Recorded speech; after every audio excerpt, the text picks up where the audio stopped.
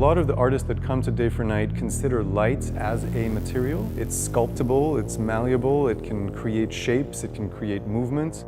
We give a lot of place to light-driven pieces because they can essentially transform a space. You can walk into a space, be surrounded by light that almost feels tangible, even though it's completely immaterial, and create environments that are both sculptural but also kinetic. Light is one of the few materials that allows that. We studied the flow of our audience, of our crowd, and we realized that there were many improvements that we could make. So we've changed a lot of positions of stages and organized the flow so that it was as fluid as possible. So we have to remove certain parts of the architecture, we have to make upgrades to various parts of the electrical or the plumbing and things like that. And so we're working very closely with the building to make the venue even better than it was last year and to fix all the problems that we had last year. So Matthew Schreiber is a New York-based artist who's worked with lights for many, many years. And he's both a student of, he studied arts and optics, physics in college. So he brings to the work with light a great understanding of light as a visual medium, but also an understanding of its physical properties. And so he's creating an installation that is based on individual laser beams that he's putting together in the form of a suspended sculpture. And he's managed to find a way to make this sculpture open to the public, meaning that people can walk inside of it and see it from all these different angles. This is a very unique experience for people to be able to do that.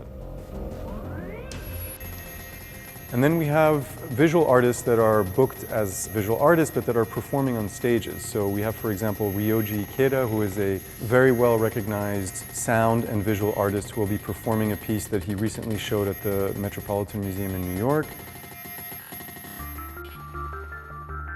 We have a big outdoor projection by an artist in New York called Sam Cannon, and she works a lot with the image of the female body and how it's perceived online. And so we're very excited to have that be part of the festival because it's very much, it just happens to be extremely contemporary in terms of the political climate and the cultural climate that we have today. And having a female artist make an interesting, pointed commentary about that is something that we are excited to have.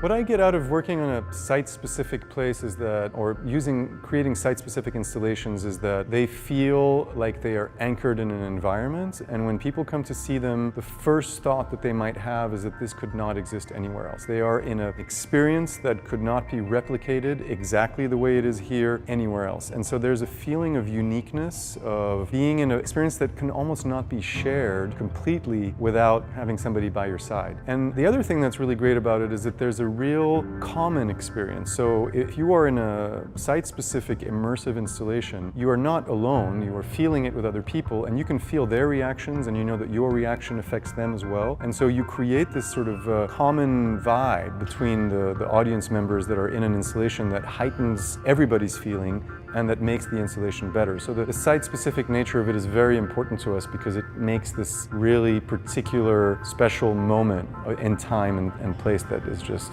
can't be copied.